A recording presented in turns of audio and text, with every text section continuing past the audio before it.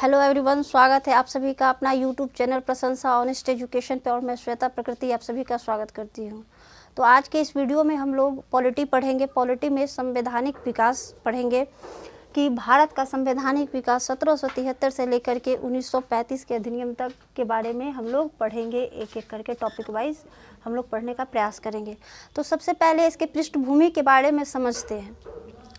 तो इसमें क्या है कि 1600 ईस्वी में 1600 में क्या हुआ कि महारानी एलिजाबेथ 1600 में महारानी एलिजाबेथ जो थी के चार्टर के तहत क्या हुआ कि ब्रिटिश ईस्ट इंडिया कंपनी को चार्टर के तहत ब्रिटिश ईस्ट इंडिया कंपनी, कौन सा कंपनी? ब्रिटिश ईस्ट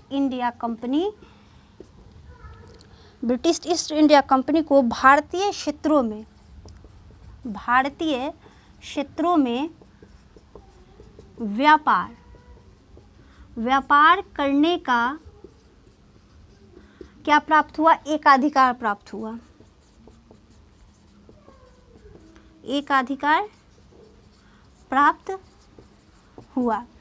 तो 1600 ईस्वी में महारानी एलिजाबेथ जो थी, इनके चार्टर के तहत क्या हुआ कि ब्रिटिश ईस्ट इंडिया कंपनी जो थी उसको भारतीय क्षेत्रों में, मद्रास, बम्बई या जो भी क्षेत्र था वहाँ पे व्यापार करने का उसको एकाधिकार प्राप्त हुआ। यानी कि सिर्फ और सिर्फ व्यापार कौन कर सकता था? तो ब्रिटिश ईस्ट इंडिया कंपनी, है ना। और महारानी एलिजाबेथ के चार्टर के तहत ऐसा किया गया। तो पहला पॉइंट ये हो गया। सेकंड पॉइंट क्या हुआ कि यह चार्टर जो था स्टार्टिंग में 15 वर्षों के लिए था। कितने वर्षों तक के लिए था? 15 वर्षों के लिए। लेकिन क्या हुआ कि यह निरंतर जो है ये बढ़ता ही गया। शुरुआत में यह था 15 वर्षों के लिए और यह निरंतर जो है यह चार्टर बढ़ता ही गया। फिर क्या हुआ कि ब्रिटिश शासन के दौरान क्या हुआ? ब्रिटिश शासन के दौरान हुए संवैधानिक विकास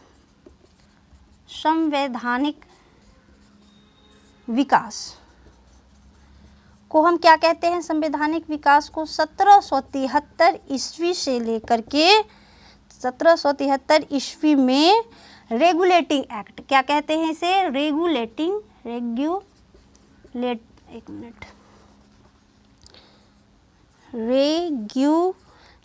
एक्ट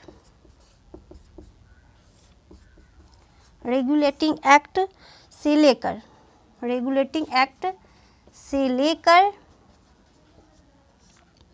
1935 ईस्वी के भारत शासन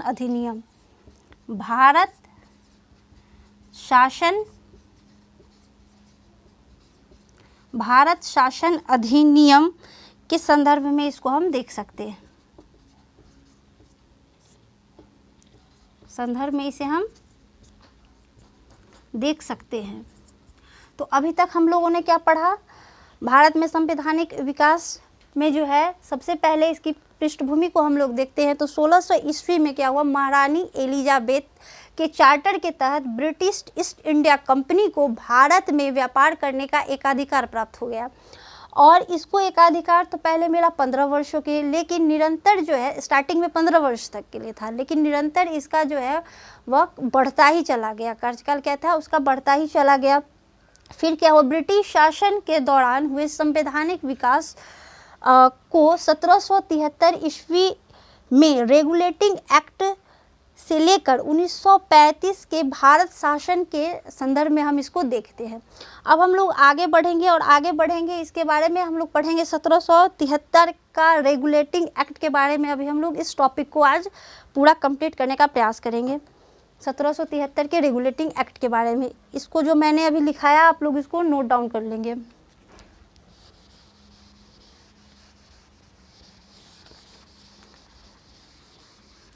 अब हम लोग पढ़ेंगे 1773 का रेगुलेटिंग एक्ट।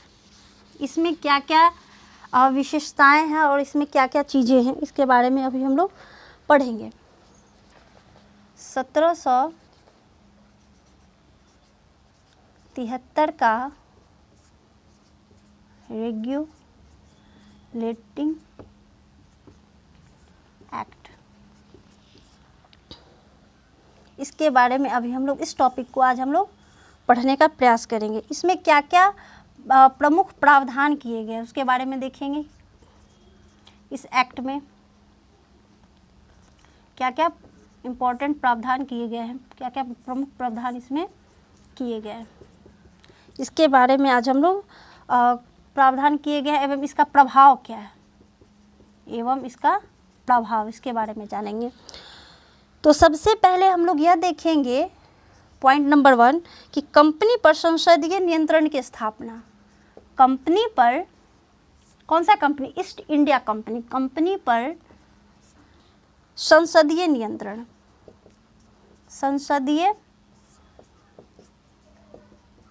कंपनी पर संसदीय नियंत्रण की स्थापना।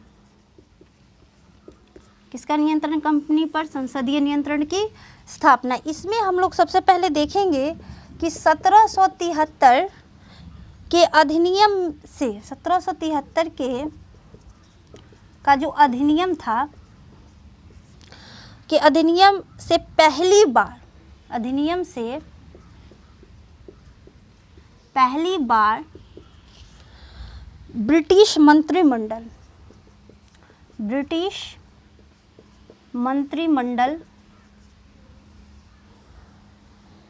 का जो ब्रिटिश संसद के प्रति जो ब्रिटिश संसद के प्रति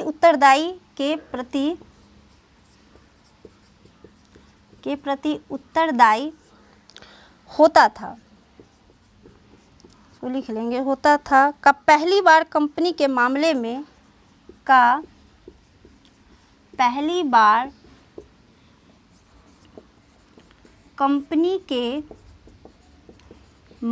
में नियंत्रण स्थापित होता है।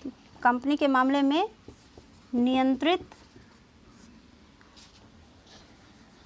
नियंत्रण स्थापित होता है। तो इसमें क्या है, प्रमुख प्रावधान एवं इसके प्रभाव के बारे में हम लोग पढ़ेंगे। तो सबसे फर्स्ट टॉपिक है कि कंपनी पर संसदीय नियंत्रण की स्थापना होना, ईस्ट इंडिया कंपनी। तो 1773 का जो अधिनियम आया, इसमें पहली बार क्या हुआ कि ब्रिटिश मंत्रिमंडल का जो ब्रिटिश संसद के प्रति उत्तरदायी होता था, पहली बार कंपनी के मामले में नियंत्रण स्थापित होता है। कंपनी के मामले में क्या होता है? नियंत्रण, यानी कि कंपनी पे नियंत्रण स्थापित होता है। अब हम लोग आगे बढ़ते हैं थोड़ा।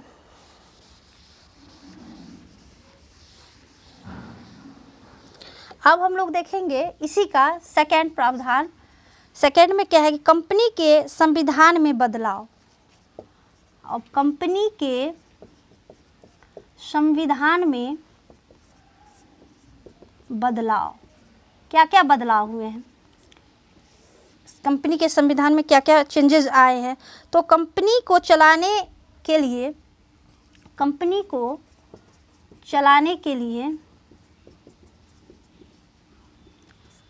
2 प्रकार की संस्थाएं थी। कितने प्रकार की संस्थाएं थी? 2 प्रकार की संस्थाएं थी। ठीक है, क्या क्या थी देखते हैं। तो पहला था आपका कोर्ट ऑफ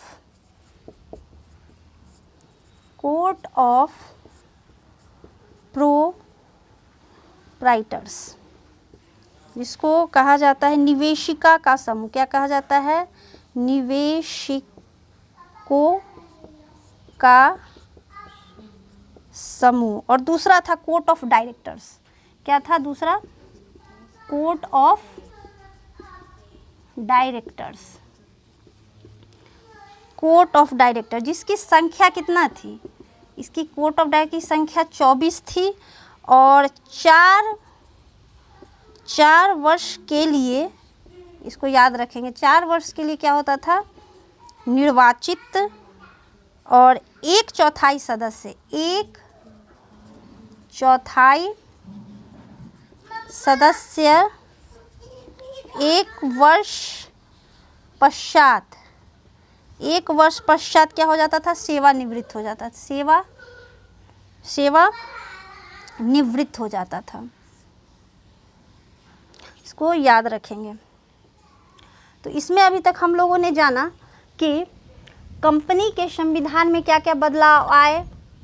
तो कंपनी को चलाने के लिए 2 प्रकार की संस्थाएं थी। पहला था कोर्ट ऑफ प्रोप्राइटर्स, जिसको निवेशिकाओं का समूह कहा जाता था, और दूसरा था कोर्ट ऑफ डायरेक्टर, जिसकी संख्या होती थी कितने, 24, और यह 4 वर्ष के लिए निर्वाचित सदस्य होते थे, जिसमें 1/4 1 वर्ष पश्चात क्या हो जाता था, तो सेवा निवृत्त हो जाते थे। तो अभी तक हम लोगों ने 2 पॉइंट्स जाना है।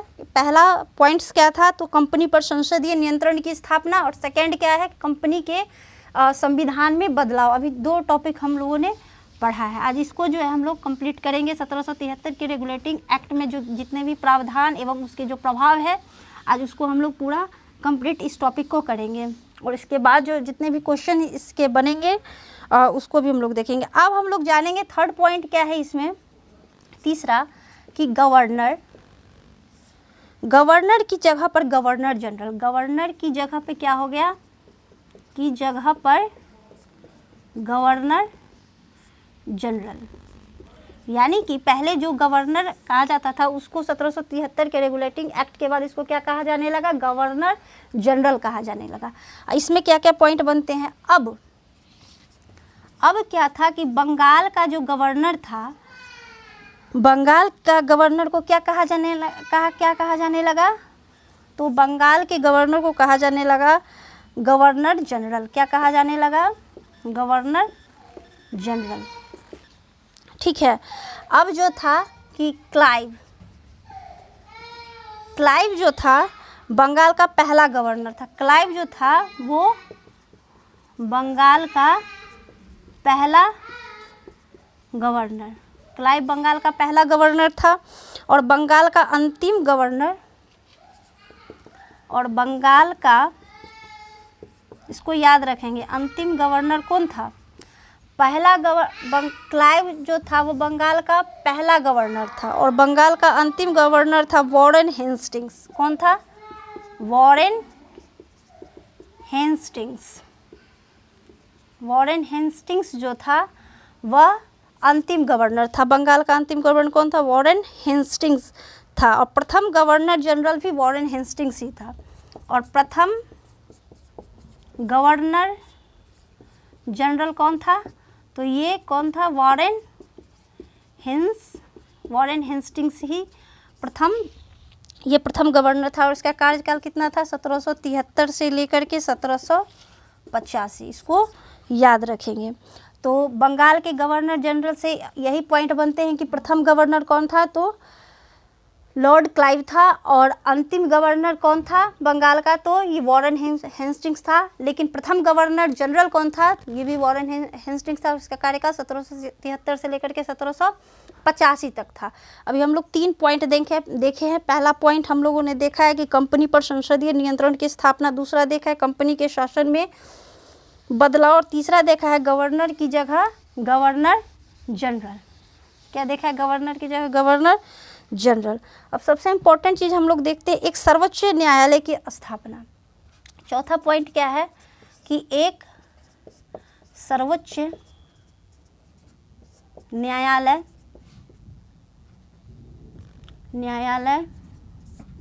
की स्थापना इस एक्ट के तहत।